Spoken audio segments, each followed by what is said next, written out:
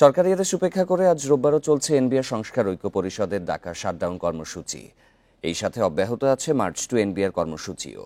এতে করে আমদানি রপ্তানি কার্যক্রম ব্যাহত হচ্ছে। বান্ডেল থাকলে প্রতি সেনমানিতে টাকা বাঁচবে।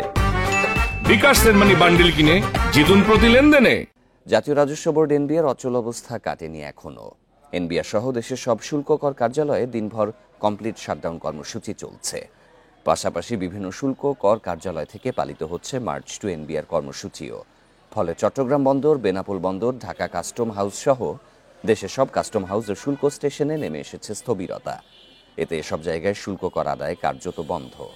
আন্দোলনরত কর্মকর্তা কর্মচারীরা নিজ দপ্তর ছেড়ে প্রধান ফটকের সামনে অবস্থান নিয়েছেন। বন্ধ রয়েছে এনবিআর প্রধান ফটকগুলো।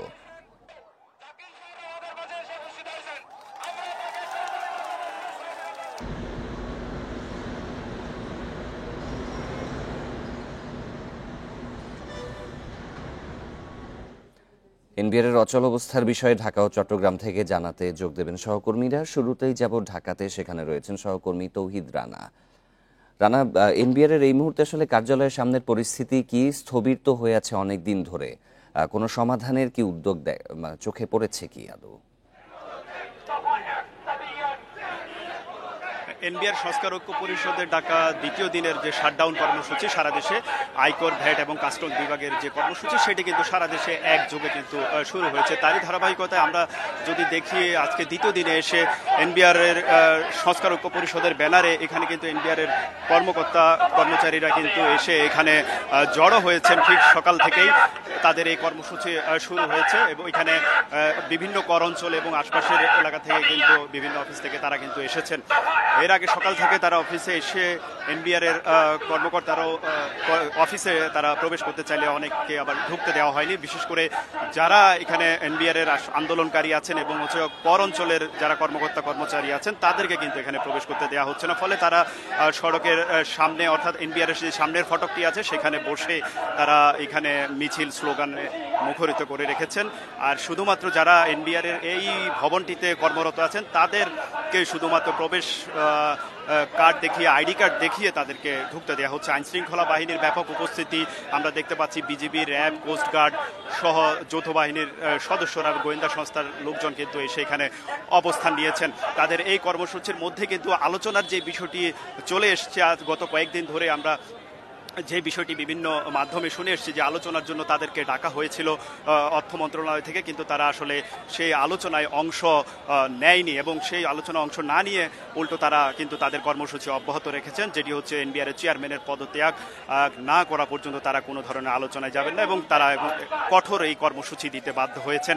আলোচনা আসলে কার মাধ্যমে করবেন, আলোচনার মধ্যস্থতাকারী কে হবে, সেটি নিয়ে কিন্তু একটা বড় প্রশ্ন দেখা দিয়েছে।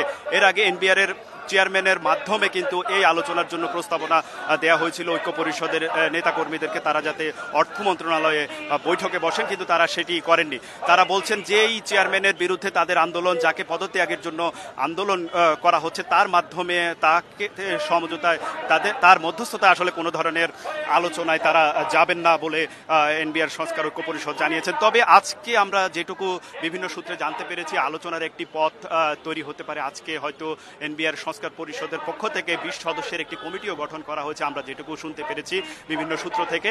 তারা হয়তো আজকে অর্থ উপদেষ্টার সঙ্গে একটি বৈঠকে অংশ নিতে পারেন এবং সেটি যদি হয়, আসলে এনবিআর যে অচল অবস্থা, সারা দেশে যে রাজস্ব, আয়কর এবং কাস্টমস যেই অচল অবস্থা তৈরি হচ্ছে রপ্তানি আমদানি সহ রাজস্ব আহরণে, সেই অচল অবস্থা হয়তো আজকের আলোচনায় দূর হওয়ার সম্ভাবনা দেখা দিচ্ছে। আসলে আলোচনা যত তাড়াতাড়ি হোক, এটাই সকলের প্রত্যাশা। আমরা এবারে চট্টগ্রামে যাব। চট্টগ্রামের পরিস্থিতি জানাতে যোগ দেবেন সহকর্মী আব্দুল্লাহ রাকিব। রাকিব, এই যে অচল অবস্থা, শাটডাউনের ফলে আমদানি রপ্তানিতে বেশ প্রভাব পড়ছে, তো পরিস্থিতি কি অবস্থায় এই মুহূর্তে গেছে, সেখানকার অবস্থা জানাবেন।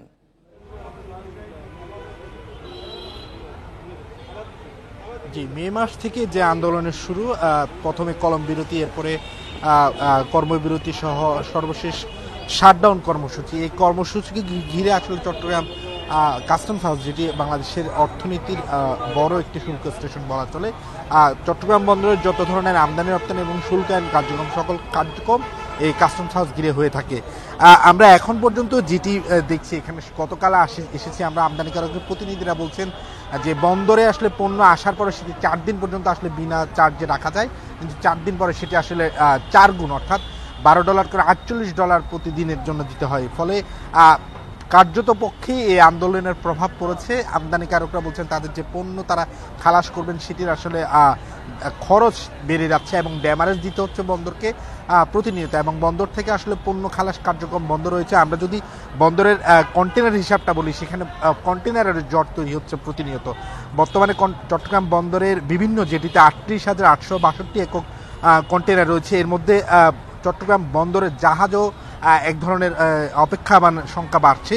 সেটি আমরা যদি বলতে পারি, চট্টগ্রাম বন্দরে এখন 120টি জাহাজ রয়েছে, এর মধ্যে মাত্র 42টিতে কাজ চলছে, অর্থাৎ অর্ধেকেরও কম জাহাজে কাজ চলছে। এর বড় একটি কারণ হচ্ছে কাস্টমস কর্মকর্তারা যেহেতু কাজে যোগ দিচ্ছেন না, তারা অফিসে আসছেন না। মূলত এই চট্টগ্রাম কাস্টমস হাউসে আমরা শুধু এখন পর্যন্ত নিরাপত্তা কর্মীদেরকে দেখছি। ফলে শুল্কায়ন কার্যক্রম জন্য আমদানি রপ্তানিকারকের যে প্রতিনিধিরা আসছেন তারা বলছেন তারা এসে প্রতিদিনই ফেরত চলে যাচ্ছেন। আসলে এই কাজ কবে নাগাদ তারা শেষ করতে পারবেন?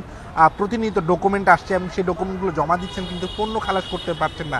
সেটির প্রভাব ইতিমধ্যে পড়তে শুরু করেছে এবং তারা বলছেন যে ড্যামারেজ বা বন্দরের যে শুল্ক ফি বাড়ছে সেটি আসলে দিন শেষে আসলে ভোক্তার উপরে প্রভাব ফেলবে এবং বাজারে যে পণ্য আসছে সে পণ্যের উপরে প্রভাবের ফলে বাজারে পণ্য মূল্যের দাম বৃদ্ধি পেতে পারে। তারা বলছেন অচিরেই যাতে এই সমস্যাটি সমাধান করা হয়। দীর্ঘদিন ধরে এই আন্দোলন চলছে।